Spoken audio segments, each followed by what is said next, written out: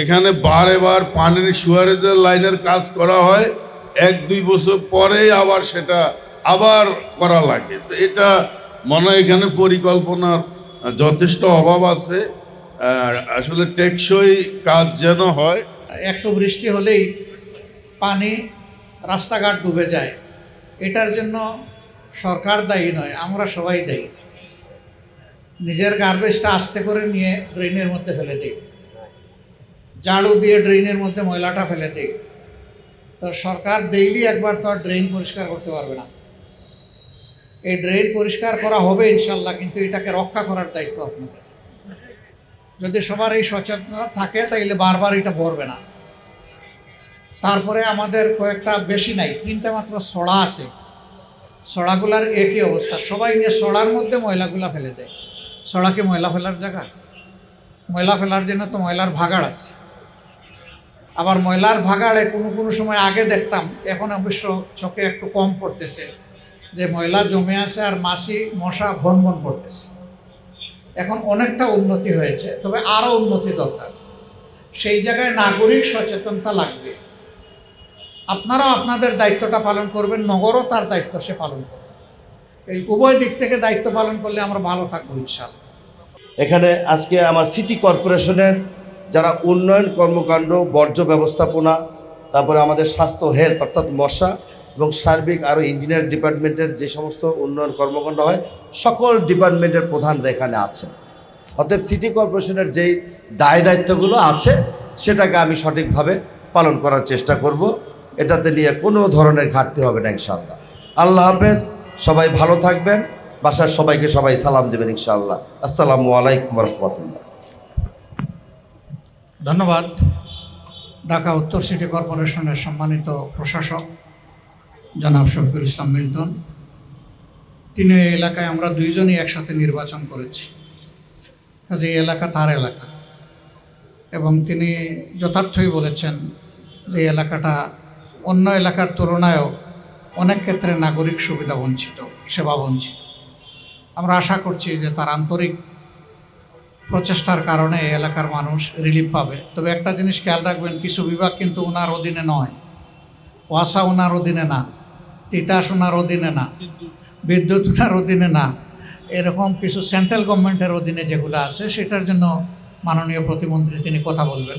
আমি এবার কথা বলার জন্য অনুরোধ করছি মাননীয় প্রতিমন্ত্রী, স্থানীয় সরকার, পল্লী উন্নয়ন ও সমবায় মন্ত্রণালয়, জনাব মীর শাহে আলম। এবং মাননীয় বিরোধী দলীয় নেতা তার বাজেট বক্তৃতায় অত্যন্ত প্রাজ্ঞভাবে, দূরদর্শিতার সহিত, বুদ্ধিমত্তার সহিত তার নির্বাচনী এলাকার উন্নয়নের দায়িত্বটি উনি প্রধানমন্ত্রীর ঘাড়ে দিয়েছেন। প্রধানমন্ত্রী অ্যাকসেপ্ট করেছেন। প্রধানমন্ত্রীও তার বাজেট বক্তৃতায় বলেছেন যে বিরোধী দলীয় নেতার নির্বাচনী আসনের উন্নয়ন এবং দেখভালের দায়িত্ব আমি গ্রহণ করলাম। ঠিক তার ধারাবাহিকতায় গত পরশুদিন মাননীয় প্রধানমন্ত্রী আমাকে ডেকে অনুশাসন জারি করেছেন যে বিরোধী দলীয় নেতার সঙ্গে সাক্ষাৎ করে ওনার কাছ থেকে সময় নিয়ে ওনার এলাকার উন্নয়নের সাথে সম্পৃক্ত যারা, আমাকে বলেছেন যে আপনি টিম লিডার হিসাবে ওনাকে নিয়ে এলাকায় ঘুরে কি করার প্রয়োজন পর্যায়ক্রমে আপনি সেগুলো বাস্তবায়ন করবেন। আমি পরশুদিন মাননীয় বিরোধী দলীয় নেতার কক্ষে গিয়েছিলাম, ওনার সঙ্গে দেখা করেছি এবং উনি আজকে সময় দিয়েছেন। এই সময় অনুযায়ী আমি ফুল টিম সহ আজকে মাননীয় বিরোধী দলীয় নেতার সাথে ওনার নির্বাচনী এলাকায় আসছি। একদিনে হয়তো আমরা সব শেষ করতে পারবো না, আজকে যতটুকু সম্ভব আপনাদের সঙ্গে কথা বলছি, শুনছি, আমরা যতটুকু সম্ভব ঘুরে দেখব। এতক্ষণ আমরা শেওড়াপাড়া, পশ্চিম শেওড়াপাড়া, ইকবাল রোড ওই এলাকায় ছিলাম, এখন এখানে আছি। এরপরে হয়তো আরও 2 জায়গায় 3 জায়গায় যাব। আমরা এই জিনিসগুলো একটা কম্পাইল করে মাননীয় বিরোধী দলীয় নেতার অফিসে আমরা আবার বসে আমরা অগ্রাধিকার নির্ধারণ করব। কিন্তু এ ব্যাপারে আপনাদের সহযোগিতা লাগবে সবার। আপনারা সবাই জানেন যে এই নির্বাচনী এলাকাটা অনেক আগে থেকে একটা অপরিকল্পিতভাবে গড়ে ওঠা। দিনে দিনে একটার পর বাড়ি এইভাবে এটা গড়ে উঠছে। আমি আপনাদের কাছে একটা অনুরোধ করতে চাই এবং মাননীয় বিরোধী দলীয় নেতারও একটু সহযোগিতা চাই। আমি যখন সরকার বাড়ির মোড়ে ছিলাম তখন 22 থেকে ওই মসজিদে আমি জুম্মার নামাজ পড়তাম, মাঝে মাঝে, মানে বগুড়ায় না থাকলে ঢাকায় থাকলে পড়তাম আর কি। তো ওখানে দেখেছি পানির পাম্পের একটি প্রয়োজন ছিল। আমাদের ওয়াসা থেকে পানির পাম্প ডিপ টিউবওয়েল বসে লাইন করে দেওয়ার সক্ষমতা আছে, কিন্তু জায়গা কেনার ব্যাপারে প্রজেক্টে টাকা থাকে না। প্রত্যেকটি এলাকায় যদি মসজিদের মাধ্যমে স্থানীয় মুসল্লিরা যদি 2 শতক করে জায়গা কিনে দেওয়ার ব্যবস্থা করে দেন, তাহলে সেখানে আমরা ওয়াসার পক্ষ থেকে একদম ডিপ টিউবওয়েল বসায় দিয়ে ওই এলাকার পানি সাপ্লাই যা যা করার প্রয়োজন আমরা করতে পারব। এবং উদাহরণ হিসাবে আপনার 22 টিকির কাছ থেকে ওই ফর্মুলাটা নিতে পারেন। ওই জায়গা যখন কিনে ওখানে আমিও মুসল্লিদের সাথে ওখানে শরিক হয়েছিলাম। সব মুসল্লিরা মিলে টাকা দিয়ে আমরা জায়গা কিনে দিছিলাম, এরপরে পাম্প ওখানে বসানো হয়েছিল।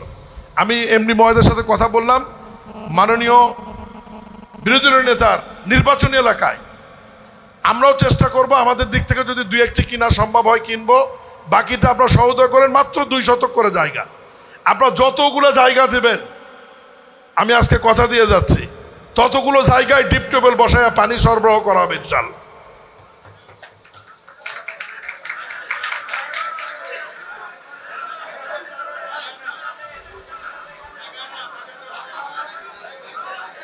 না আমি বলি আমরাও চেষ্টা করব, আপনাদেরকেও করতে হবে।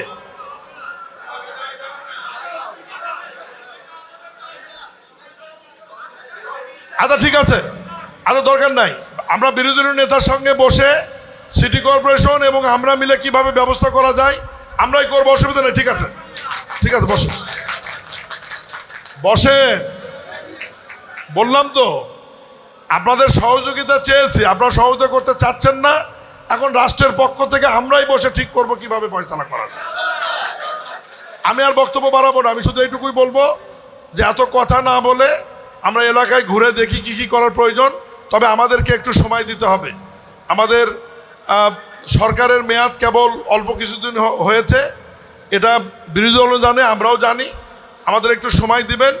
এই সময়ের মধ্যে আপনাদের জলাবদ্ধতা, ড্রেনেজ ব্যবস্থা, রাস্তা সংস্কার, আপনাদের গ্যাস, পানি, বিদ্যুৎ কি কি আছে আমরা অগ্রাধিকার ইতিমধ্যেই মাননীয় বিরোধী দলের নেতা অনেকগুলি সমস্যা উনি মাননীয় প্রধানমন্ত্রীর কাছে একটা ডিও লেটার আকারে দিয়েছেন, আমরা ওটা দেখেছি এবং ওটা নিয়ে আমরা বসে সমস্ত টায়ারের সঙ্গে কথা বলে এই বিষয়গুলো যাতে সমাধান করা যায় সেই ব্যবস্থা আমরা নিব ইনশাল্লাহ।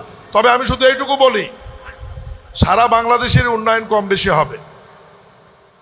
আপনাদের সৌভাগ্য যে বিরোধী দলের নেতা আপনাদের এখান থেকে এমপি নির্বাচিত হয়েছেন এবং তার প্রতিদ্বন্দ্বী বিএনপি থেকে যে করেছেন মিল্টন সাহেব, উনি সিটি কর্পোরেশনের প্রশাসক। আমি ওই এলাকায় কিছুদিন বসবাস করেছি। তা আমরা 3 জন যদি এক হই, অন্ততপক্ষে অন্য এলাকার চাইতে এলাকার উন্নয়নটা একটু বেশি হবে ইনশাআল্লাহ। আমি সবার কাছ থেকে মাননীয় প্রধানমন্ত্রী জনাব তারেক রহমানের জন্য দোয়া আছে, বিরোধী দলের নেতার জন্য দোয়া আছে, আমাদের জন্য দোয়া আছে, সহযোগিতা আছে। আমার বক্তব্য শেষ করছি, ভালো থাকবেন, দেখা হবে। আসসালামু আলাইকুম রহমতুল্লাহ।